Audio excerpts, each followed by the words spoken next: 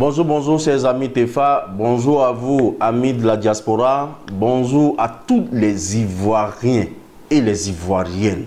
Dans ce numéro, nous voulons, en association avec le père fondateur de la Côte d'Ivoire, en association avec le journaliste Alain Foka, en association avec Zach, le guerrier noir, nous voulons lancer un appel aux Ivoiriens. Nous voulons lancer un appel aux intellectuels africains qui ont tendance à tout abandonner, à abandonner la chose publique entre les mains de personnes médiocres qui souvent et très souvent d'ailleurs nous entraînent dans ce que nous ne voulons pas, nous entraînent vers des lendemains chaotiques, vers des hécatombes et détruisent l'avenir de nos progénitures.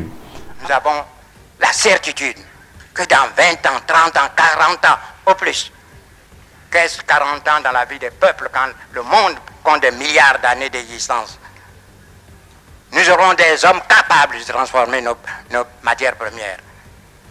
Quand nous aurons à discuter en ce temps-là, quand ils auront à discuter en ce temps-là du coût de l'acier, non pas de minerai de fer, bien alors, il y aura un langage qui sera compris, le langage de l'intérêt commun. C'est pourquoi j'encourage les jeunes à produire autant qu'ils le peuvent, que ce soit dans la littérature, la culture ou dans le domaine de l'audiovisuel. Mon travail à l'international m'a permis au fil de toutes ces années de me rendre à l'évidence à quel point notre continent, pourtant si riche en ressources humaines et minières, souffre d'un mal chronique, l'absence de leadership de qualité qui puisse impulser le développement. Pendant longtemps, les diplômés, les cadres se sont trop contentés de gagner leur vie dans de grosses structures, abandonnant trop souvent à des aventuriers, des voyous, de tout poil, la gestion de notre bien commun. Des politiques sans vergogne qui se sont enrichis, plongeant nos pays dans l'abîme et le chaos. Il devient urgent pour cette jeunesse bien formée, avec de vrais rêves et de réels potentiels, de s'engager en politique pour donner un cap à nos territoires. C'est eux qui doivent mettre un terme à cette pandémie qui fait plus de victimes que le paludisme, Ebola et le Covid-19. Il faut s'engager en masse en politique et travailler à changer les... L'une des raisons principales pour laquelle l'Afrique a du mal à avancer, c'est parce que des gens intelligents comme vous ne s'intéressent pas à la politique. Oui. C'est des abrutis souvent qui sont bien placés. C'est des abrutis qui font des vidéos sur la politique, défendant l'indéfendable, des bêtises. Vous savez, il n'y a pas de mauvais peuple. Le mauvais peuple n'existe pas. Il n'y a que des mauvais leaders. Quand le leader est bien dans ses bottes, le leader est fort, le peuple devient fort. Quand le leader est stupide, la population suit. Les gens ne font que exactement ce que font leurs leaders. Si vous ne vous occupez pas de la politique s'occupera de votre avenir. Alors, chers Ivoiriens, on a écouté le père de la nation qui a prophétisé que d'ici 40 ans, on aura les hommes capables. Capables de transformer nos matières premières, c'est-à-dire capables de prendre en main la politique ou la gouvernance économique de nos pays africains. Je pense que ces hommes-là sont là.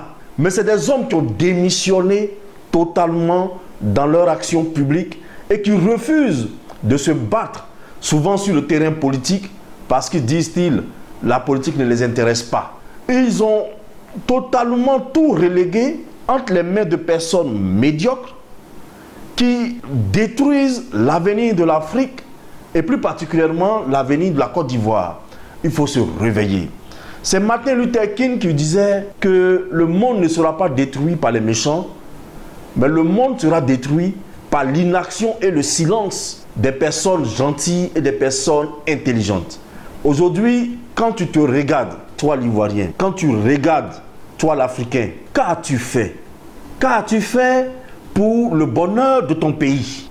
Quand tu te mires, quand tu te regardes dans un miroir, est-ce que tu peux véritablement dire, moi, j'ai posé telle action pour l'avenir et le devenir de ma nation. Moi, j'ai fait ceci pour le changement de ma nation. Que peux-tu retenir? Que devons-nous retenir de ton passage sur la terre?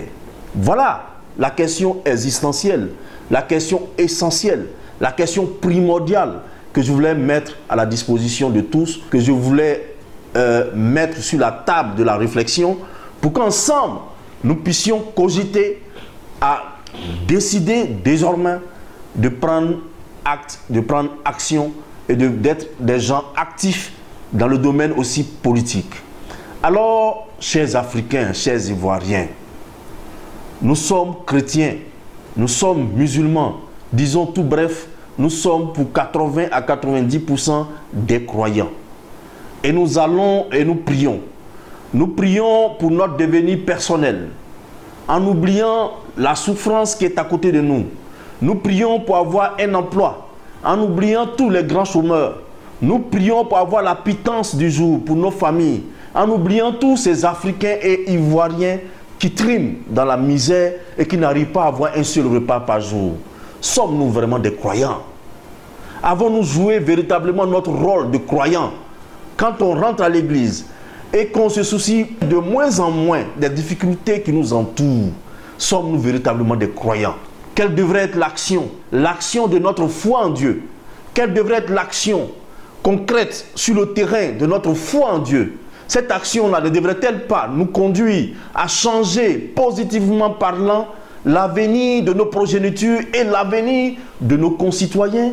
N'est-ce pas cela le devoir d'un bon croyant? N'est-ce pas cela ce que nous commandent les livres saints?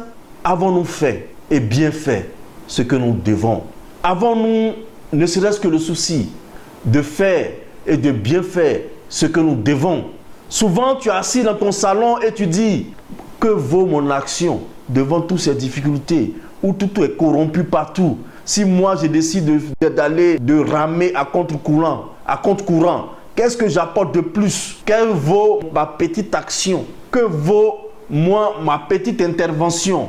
Alors je m'en vais te dire ceci: le christianisme n'a pas gagné le monde grâce à l'action de millions de personnes. Le christianisme a gagné le monde grâce à 12 personnes. 12 personnes. 12 personnes avec pour chef quelqu'un même qui n'avait pas un doctorat, qui n'avait pas une science, mais qui avait la foi, qui avait la conviction d'apporter un plus et un meilleur à leurs concitoyens.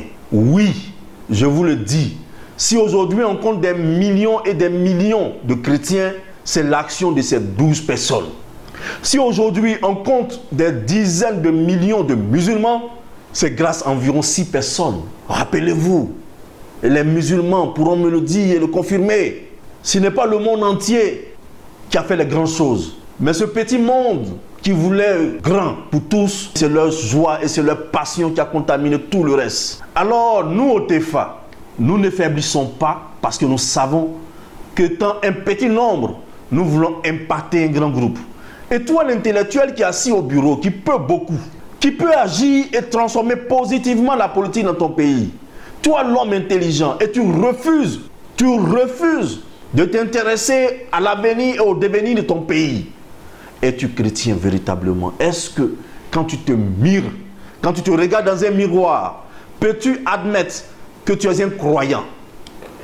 Non, car toute religion nous conduit vers l'autre. Et aller vers l'autre, ce n'est pas aller partager avec l'autre nos douleurs, nos souffrances et nos misères. Mais on va vers l'autre pour partager le bonheur. On va vers l'autre pour partager le mieux-être. On va vers l'autre pour construire son mieux-être et en profiter. N'est-ce pas cela que nous sert la religion? La religion n'est-elle pas ce pont qui nous permet d'aller vers l'autre en lui prodiguant ce qu'on appelle l'amour? La religion ne nous a pas dit de prodiguer la méchanceté. La religion ne nous a pas dit de tout prendre en tant que corrompu et de rien laisser à une multitude qui meurt.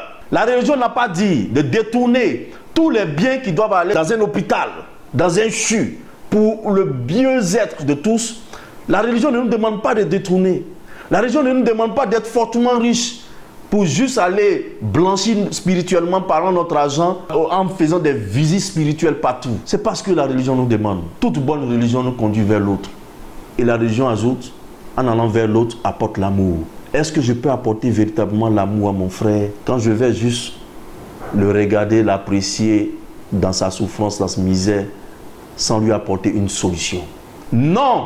C'est pour cela que nous, au TEFA, nous avons pris sur nous d'accepter et de subir toute forme de souffrance. Mais surtout, nous avons pris sur nous, et avec joie d'ailleurs, d'indiquer aux Ivoiriens que nous disposons une solution, une voie, une vision qui peut nous permettre à nous tous de nous en sortir. Et ça, quand nous le disons, Certains nous attaquent. Certains disent on ne peut pas le faire. D'autres disent c'est utopique. Mais rappelez-vous, l'utopie, ce n'est pas l'irréalisable. C'est l'irréalisé. Mais l'utopie d'hier peut devenir la réalité d'aujourd'hui. Et nous avons cette foi. Ce que nous disons est scientifiquement prouvé. Que lorsque vous passez à la transformation locale de vos matières, vous créez des valeurs ajoutées. Et ces valeurs ajoutées viennent enrichir votre nation. Est-ce mentir que de dire que je souhaite que mes frères ivoiriens sortent de la misère? Est-ce mépriser les Ivoiriens? Ou bien faire la politique, j'allais dire, de la destruction, que d'appeler les Ivoiriens à aller à la prospérité, aller au développement, aller à la transformation? Est-ce une mauvaise chose que votre serviteur prenne jusqu'à 12 années de sa vie? 12 années. 12 années de sacrifice. 12 années de douleur. 12 années d'action. À appeler à la transformation locale de nos matières premières. Est-ce une mauvaise chose? Si vous trouvez que cela n'est pas une mauvaise chose, si vous trouvez que nous devons dire notre mot dans l'action politique de notre pays, si vous trouvez que l'heure est venue enfin, que toi qui es l'intelligent, toi qui es le super intelligent, toi qui sais beaucoup, toi qui peux apporter beaucoup à la Côte d'Ivoire, si tu trouves que c'est le moment que tu t'ajoutes à nous autres pour poser des actions concrètes, des actions favorables à l'abondance et à la prospérité partagée par tous, viens nous rejoindre. Viens nous rejoindre au TEFA et nous t'attendons.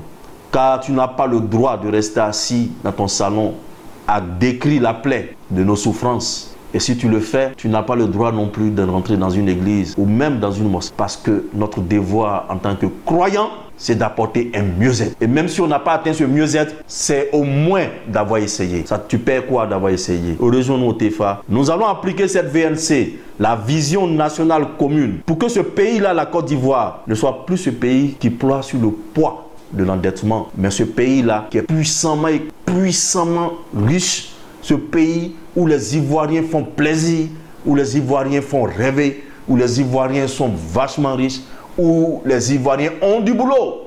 Cela est possible si nous nous mettons ensemble. Je t'attends. Merci.